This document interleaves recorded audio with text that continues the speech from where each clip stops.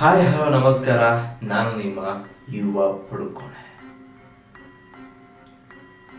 ಇಷ್ಟು ದಿನ ಕೇಳಿರೋದು ಒಂಥರ ಹಾರರ್ ಸ್ಟೋರಿ ಆದರೆ ಇವಾಗ ಕೇಳೋದು ಒಂಥರ ಡಿಫ್ರೆಂಟ್ ಆಗಿರುತ್ತೆ. ಇದೇನಪ್ಪ ಅಂದರೆ ಇಬ್ರು ಲವರ್ಸ್ ಅವರಿಬ್ಬರ ನಡುವೆ ಆಗಿರುವಂತಹ ಒಂದು ಭಯಾನಕ ಹಾರರ್ ಥ್ರಿಲ್ಲರ್ ಬೇಸ್ಡ್ ಸ್ಟೋರಿ. ಈ ಹುಡುಗ 23 ಏಜ್ ಇರುತ್ತೆ, ಆತನಿಗೆ 23 ವರ್ಷ. ಇಬ್ರು ಆಫೀಸ್ ಮುಗಿಸಿ ಇವ್ರದ್ದು ಡೈಲಿ ರೂಟೀನ್ ಹೇಗಂತಂದ್ರೆ, ಆತ ತನ್ನ ಪ್ರಿಯತಮನ ಅವಳ ಹತ್ತಿರದ ಅಪಾರ್ಟ್ಮೆಂಟ್ವರೆಗೂ ಆತನ ಬೈಕಲ್ಲಿನೇ ಡ್ರಾಪ್ ಮಾಡಿ ಆತ ಮನೆಗೆ ಬರ್ತಾನೆ.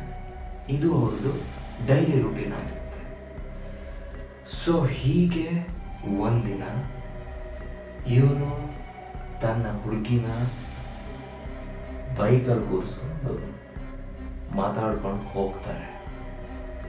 ಸೊ ಹೋಗಿ ಫೈನಲ್ ಆಗಿ ಅವನು ಏನು ಮಾಡ್ತಾನೆ, ಅವಳ ಅಪಾರ್ಟ್ಮೆಂಟ್ಗೆ 150-200 ಮೀಟರ್ ಡಿಸ್ಟೆನ್ಸ್ ಇರುವಾಗಲೇ ಅವಳನ್ನು ಡ್ರಾಪ್ ಮಾಡ್ತಾನೆ. ತಿರ್ಗಿ ಅವಳಲ್ಲಿಂದ ನಡ್ಕೊಂಡು ಹೋಗ್ತಾನೆ. ಸೊ ಇದು ಯಾಕಂದರೆ ಅವ್ರ ಮನೆಯವ್ರು ಯಾರಿಗೂ ಇವ್ರ ವಿಷಯ ಗೊತ್ತಿರಲ್ಲ. ಅವಳಿಗೆ ಒಬ್ರು ಅಕ್ಕ ಇರ್ತಾರೆ, ಅವ್ರ ಅಕ್ಕನಿಗೆ ಬಿಟ್ಟು ಬೇರೆ ಯಾರಿಗೂ ಇವರಿಬ್ಬರು ಲವ್ ಮ್ಯಾಟರ್ಸ್ ಗೊತ್ತಿರಲ್ಲ. ಸೊ ಹೀಗೆ ಆ ದಿನ ರಾತ್ರಿ ಕೂಡ ಅವಳನ್ನ ಒಂದು 150-200 ಮೀಟರ್ ಡಿಸ್ಟೆನ್ಸಲ್ಲೇ ಬಿಟ್ಟಿರ್ತಾನೆ. ಸೊ ಅವಳನ್ನ ಅಲ್ಲಿ ಡ್ರಾಪ್ ಮಾಡಿ ಈತ ಹಿಂದಿರ್ತಾನೆ ಅಲ್ಲಿಂದ. ಆತನ ಆಫೀಸ್ ಐ ಡಿ ಕಾರ್ಡ್ನ ಅವಳ ಹತ್ರನೇ ಕೊಟ್ಟಿರ್ತಾನೆ. ಸಡನ್ ಆಗಿ ಏನು ಮಾಡ್ತಾನೆ, ಅವಳಿಗೆ ಮೆಸೇಜ್ ಮಾಡೋಣ ಅಂತ ಅಂದ್ಬಿಟ್ಟು ಮೆಸೇಜ್ ಮಾಡ್ತಾನೆ. ಸೊ ಅದಕ್ಕೆ ರಿಪ್ಲೈ ಬರಲ್ಲ. ಸೊ ಇಮ್ಮಿಡಿಯೇಟ್ ಕಾಲ್ ಮಾಡ್ತಾನೆ. ಸೊ ಕಾಲ್ ಮಾಡಿದ್ರು ಕೂಡ ರೀಚ್ ಆಗಲ್ಲ. ಬಟ್ ಅವನು ಅಪ್ರಾಕ್ಸಿಮೇಟ್ ಅವಳನ್ನ ಬಿಟ್ಟಿರೋದು 7:45 ಬಿಟ್ಟಿರ್ತಾನೆ. ಖಾಲಿ ಒಂದು 5-10 ಮಿನಿಟ್ಸ್ ಡಿಸ್ಟೆನ್ಸಲ್ಲಿ ಈತ ಅವಳಿಗೆ ಕಾಲಿಗೆ ಟ್ರೈ ಮಾಡಿರ್ತಾನೆ, ಬಟ್ ರೀಚ್ ಆಗಲ್ಲ. ಸೊ ಇವನು ಅಯ್ಯೋ ನಾಳೆಗೆ ಏನು ಮಾಡಲಿ ನಾನು ಅಂತ ಅಂದ್ಬಿಟ್ಟು ಸ್ವಲ್ಪ ವರಿ ಆಗ್ತಾನೆ. ತಿರ್ಗಾ 8:15, ಸೊ 8:15 ರಾತ್ರಿ ಆ ಟೈಮ್ಗೆ ಅವರ ಸಿಸ್ಟರ್ ಮೊಬೈಲಿಂದ ಈತನ ಮೊಬೈಲ್ಗೆ ಒಂದು ಮೆಸೇಜ್ ಬರುತ್ತೆ, ಬೇಗ ನನ್ನ ತಂಗಿನ ಬಿಟ್ಬಿಡು, ಡ್ರಾಪ್ ಮಾಡು ಅಂತ ಅಂದ್ಬಿಟ್ಟು. ಇವನು ಆ ಮೆಸೇಜ್ ನೋಡಿದ ತಕ್ಷಣ ಶಾಕ್ ಆಗ್ತಾನೆ. ಈತ ಅವಳನ್ನ ಡ್ರಾಪ್ ಮಾಡಿದ್ದು 7:15, 7:30 ಆ ಒಂದು ಸರೌಂಡಿಂಗಲ್ಲಿ. ಅಲ್ಲಿ ಮೆಸೇಜ್ ಬಂದಿದ್ದು 8:15. ಅವನು ಬಿಟ್ಟಿರೋದು 200 ಮೀಟರ್ ಡಿಸ್ಟೆನ್ಸ್. ಅವಳ ಅಪಾರ್ಟ್ಮೆಂಟಿಗೆ ಇರುವ ಡಿಸ್ಟೆನ್ಸ್ ಓನ್ಲಿ 150-200 ಮೀಟರ್ಸ್. ಆದರೆ ಅವಳು ಮನೆಗೆ ರೀಚ್ ಆಗಿರಲ್ಲ. ಇವನು ತುಂಬ ಶಾಕ್ ಆಗ್ತಾನೆ. ಇಮಿಡಿಯೇಟ್ ಅವನು ಆತನ ಮೋಟರ್ ಸೈಕಲ್ ತಗೊಂಡು ಎಲ್ಲಿಂದ ಬಂದೋ ಅಲ್ಲಿಂದನೂ ಸರ್ಚ್ ಮಾಡ್ಕೊಂಡು ಬರ್ತಾನೆ. ಫುಲ್ ಹುಡುಕಾಡ್ತಾನೆ, ರೋಡ್ ತುಂಬ ಹುಡುಕ್ತಾ ಹೋಗ್ತಾನೆ. ಅವನು ಎಲ್ಲಿ ಡ್ರಾಪ್ ಮಾಡಿದಾನೋ ಅಲ್ಲೂ ಕೂಡ ನೋಡ್ತಾನೆ, ಬಟ್ ಎಲ್ಲೂ ಸಿಗ್ತಾ ಇರಲ್ಲ. ಅವಳ ಕಣ್ಣಿಗೆ ಕೂಡ ಕಾಣಿಸ್ತಾ ಇರಲ್ಲ. ತುಂಬ ಭಯ ಪಡ್ತಾನೆ. ಮೊಬೈಲ್ ತೆಗೆದು ಕಾಲ್ ಮಾಡಕ್ಕೆ ಟ್ರೈ ಮಾಡ್ತಾನೆ, ಕಾಲು ಕೂಡ ರೀಚ್ ಆಗ್ತಿರಲ್ಲ. ಈ ಹುಡುಗ ಒಂದು ಕ್ಷಣಕ್ಕೆ ತುಂಬ ಭಯಭೀತನಾಗ್ತಾನೆ.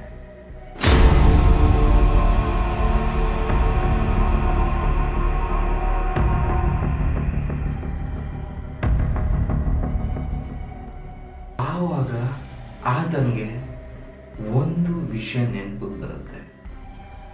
ಆ ಹುಡುಗಿ ಯಾವಾಗಲೂ ಇವನ ಜೊತೆ ಒಂದು ವಿಷಯನ ಡಿಸ್ಕಸ್ ಮಾಡ್ತಾ ಇರ್ತಾನೆ. ಅದೇನಪ್ಪ ಅಂದರೆ, ಸಮ್ಟೈಮ್ಸ್ ಅವಳು ಮಿಡ್ ನೈಟಲ್ಲಿ ಎಚ್ಚರ ಆದಾಗ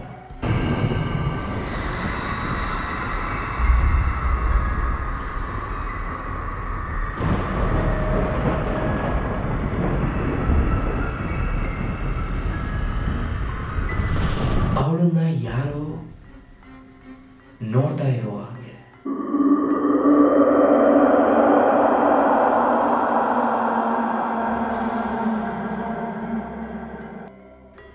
ಅವಳು ಸುತ್ತಮುತ್ತ ಯಾರೋ ನಿಂತಿದ್ದಾರೆ, ಯಾರೋ ಅವಳನ್ನ ಅಬ್ಸರ್ವ್ ಮಾಡ್ತಾ ಇದ್ದಾರೆ.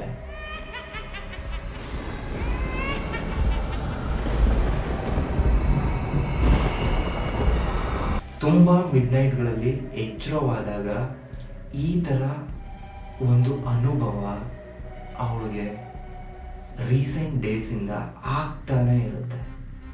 ಈ ಒಂದಿಷ್ಟು ವಿಷಯನ ತನ್ನ ಪ್ರಿಯಕರನ ಜೊತೆ ಹೇಳ್ಕೊಂಡಿರ್ತಾನೆ. ಸೊ ಅವಳು ಹೇಳ್ಕೊಂಡಿರುವ ಈ ವಿಷಯನ ಆತ ನೆನಪಿಸ್ಕೊಂಡು ಸ್ವಲ್ಪ ಭಯ ಪಡ್ತಾನೆ.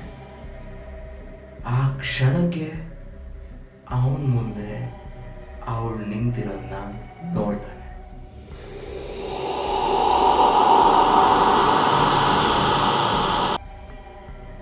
ಒಂದ್ ಕಡೆ ಇದನ್ನ ನೆನಪಿಸ್ಕೊಂಡು ನಿಂತ್ಕೊಂಡಿರ್ತಾನೆ. ನಿಂತ್ಕೊಂಡು ಅಕ್ಕಪಕ್ಕ ನೋಡ್ತಾ ಇದ್ದಾಗೆ ಆತನ ಹುಡುಗಿ ಸಿಗ್ತಾಳೆ. ಇವನು ಜೋರಾಗಿ ಅವಳನ್ನ ಕರೀತಾನೆ. ಆದ್ರೆ ಅವಳು ಸಡನ್ ಆಗಿ ತಿರುಗ್ತಾಳೆ. ತಿರುಗಿದಾಗ ಅವನು ನೋಡಿದ್ದು ದೆವ್ವನ.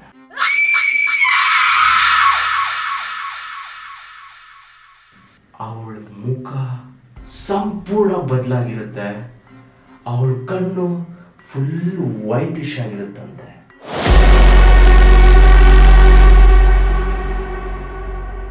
ಒಂದು ಕ್ಷಣಕ್ಕೆ ಶಾಕ್ ಆಗ್ತಾನೆ. ಯಾರಿದು, ಇವಳು ನನ್ನ ಹುಡುಗಿನೇನ ಅನ್ನೋಷ್ಟು ಭಯ ಪಡ್ಕೊಂಡು ಸ್ವಲ್ಪ ಹಿಂದಕ್ಕೆ ಹೆಜ್ಜೆ ಇಡ್ತಾನೆ. ಆದ್ರೆ ಅವಳು ಮಾತ್ರ ಅವನ್ನ ಕೊಲ್ಲೋ ರೀತಿ ಶೌಟ್ ಮಾಡ್ಕೊಂಡು ತುಂಬಾ ಕೂಗಾಡ್ಕೊಂಡು ಮುಂದಕ್ಕೆ ಬರ್ತಾನೆ ಇರ್ತಾಳೆ.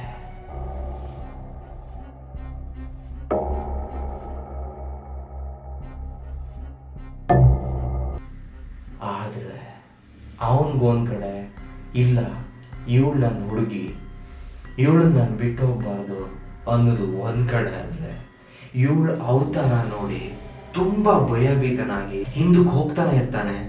ಅವಳು ಇವಳು ಮುಂದೆ ಮುಂದೆ ಮುಂದೆ ಬರ್ತಾನೆ ಇರ್ತಾಳೆ. ಕೊನೆಗೂ ಇವನು ಇಲ್ಲ, ಇವಳಿಗೆ ಯಾವುದೋ ದೆವ್ವ ಮೆಟ್ಕೊಂಡಿದೆ, ಇವಳನ್ನ ಕಾಪಾಡ್ಕೊಬೇಕು ಅನ್ನೋದು ಒಂದ್ ಕಡೆ ಆಗಿರುತ್ತೆ. ಸೊ ಆ ಕ್ಷಣಕ್ಕೆ ಅವನು ಅಲ್ಲೇ ನಿಂತು ಬಿಡ್ತಾನೆ. ಇಮಿಡಿಯೇಟ್ ಆಗಿ ಅವಳು ಹತ್ರ ಬರ್ತಾಳೆ. ಅವಳು ಕತ್ತು ಹಿಡ್ಕೊಂಡು ಅವಳು ಎತ್ತು ಬಿಡ್ತಾಳೆ. ಸೊ ಅದನ್ನ ನೋಡ್ತಾ ಇರುವಂತಹ ಅಲ್ಲಿನ ಸುತ್ತಮುತ್ತ ಒಂದಿಷ್ಟು ಜನರು, ಅವನು ಮೆನ್ಷನ್ ಮಾಡಿರೋ ಪ್ರಕಾರ 6 ಜನ ಅವಳನ್ನ ಹಿಡಿದು ತಡಿತಾರಂತೆ. ಸೊ ಹೇಗೋ ಅವರು ಅವಳನ್ನ ಬಿಡಿಸ್ತಾರೆ. ಇಮಿಡಿಯೇಟ್ ಇವನು ಅವರ ಸಿಸ್ಟರ್ಗೆ ಕಾಲ್ ಮಾಡ್ತಾರೆ.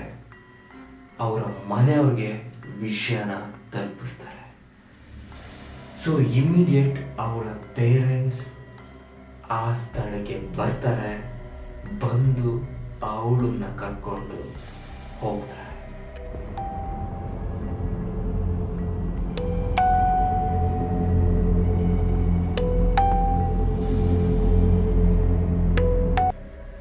ಇದಿಷ್ಟು ಆ ದಿನ ನೈಟಿಗೆ ನಡೆದಿರುತ್ತೆ. ಸೊ ಅದಾದ ಸ್ವಲ್ಪ ದಿನ ಏನ್ ಮಾಡ್ತಾರೆ, ಅವಳ ನೇಟಿವ್ಗೆ ಅವಳನ್ನ ಕರ್ಕೊಂಡು ಹೋಗ್ತಾರೆ. ಒಂದು ಮನೆಯಲ್ಲಿ ಅವಳನ್ನ ಕೂಡ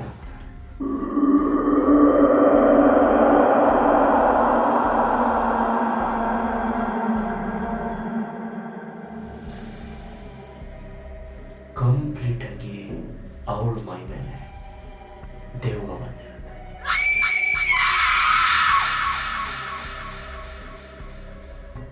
ಈ ದೆವ್ವ ಎಲ್ಲಿಂದ ಬಂತು, ಅವಳ ಮೈ ಮೇಲೆ ಹಿಡಿದಿರೋ ದೆವ್ವ ಆದರೂ ಯಾವುದು ಅಲ್ವಾ? ಎಸ್, ಇದ್ರ ಹಿಂದೆ ಒಂದು ಕಥೆ ಇದೆ. ಹೀಗೆ ಆ ದೆವ್ವ ಬಿಡಿಸೋರನ್ನ ಕರ್ಕೊಂಡ್ಬರ್ತಾರೆ ಒಂದಿಷ್ಟು ಪೂಜೆಗಳ ಮೂಲಕ.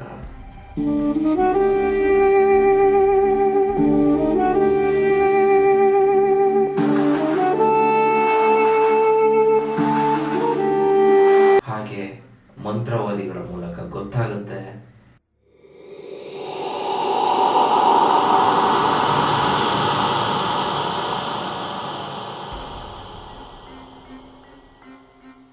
ಇವಳನ್ನ ಅಟ್ಯಾಕ್ ಮಾಡ್ತಾ ಇರೋದು ಕೂಡ ಅವಳ ವಯಸ್ಸಿನವಳೇ ಆಗಿರುವಂತಹ ಒಂದು ಹುಡುಗಿಯ ಭೂತ. ಇವರ ಎಲ್ಲ ವಿಚಾರಣೆ ಪ್ರಕಾರ ತಿಳಿಯೋದಿಷ್ಟೇ, ಆ ಅಪಾರ್ಟ್ಮೆಂಟಲ್ಲಿದೆ ಆ ಒಂದು ಹುಡುಗಿ ಸತ್ತಿರ್ತಾಳೆ ಅಂತ.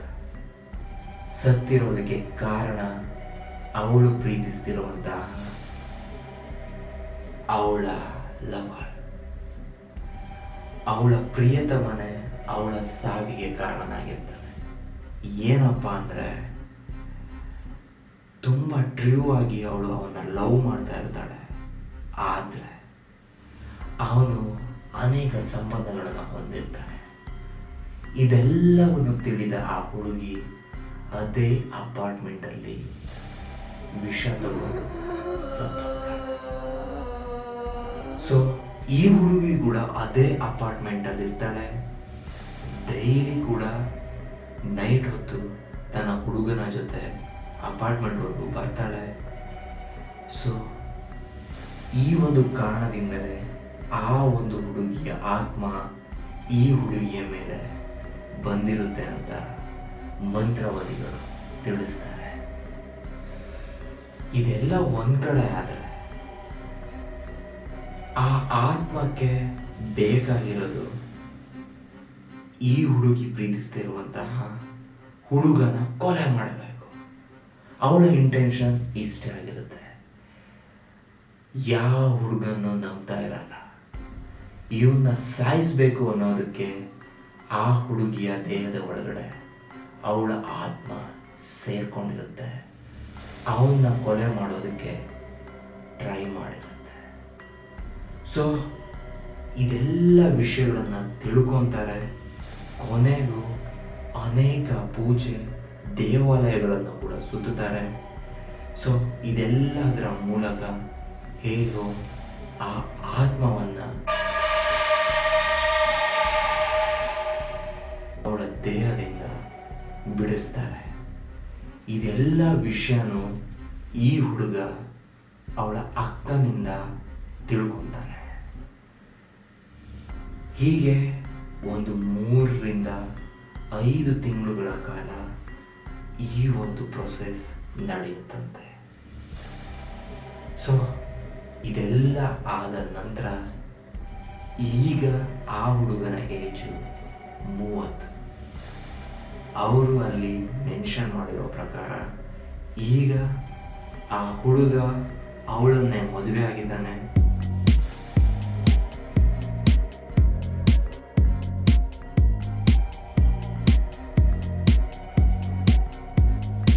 ಸೊ ಇದಿಷ್ಟು ಅವರು ತಮ್ಮ ಜೀವನದಲ್ಲಿ ನಡೆದಿರುವಂತಹ ಒಂದು ಭಯಾನಕ ಘಟನೆಗಳ ಹಂಚಿಕೊಂಡಿರುವಂಥದ್ದು. ಸೊ ಇದಿಷ್ಟು ಇವತ್ತಿನ ಹಾರರ್ ಸ್ಟೋರಿ. ನಿಮ್ಗೆ ಇಷ್ಟ ಆಯಿತು ಅಂತ ಅಂದ್ಕೊಂಡಿದ್ದೀನಿ. ದಯವಿಟ್ಟು ನಮ್ಮ ಚಾನಲ್ನ ಸಬ್ಸ್ಕ್ರೈಬ್ ಮಾಡೋದನ್ನ ಮರಿಬೇಡಿ ಅಂತ ಹೇಳ್ತಾ ಮತ್ತೆ ಸಿಗ್ತೀನಿ ಇನ್ನೊಂದು ಭಯಾನಕ ಹಾರರ್ ಸ್ಟೋರಿ. ನಿಮ್ಮ ಯುವ ಪಡ್ಕೊಳ್ಳಿ. Thank you all. ಬಾಯ್.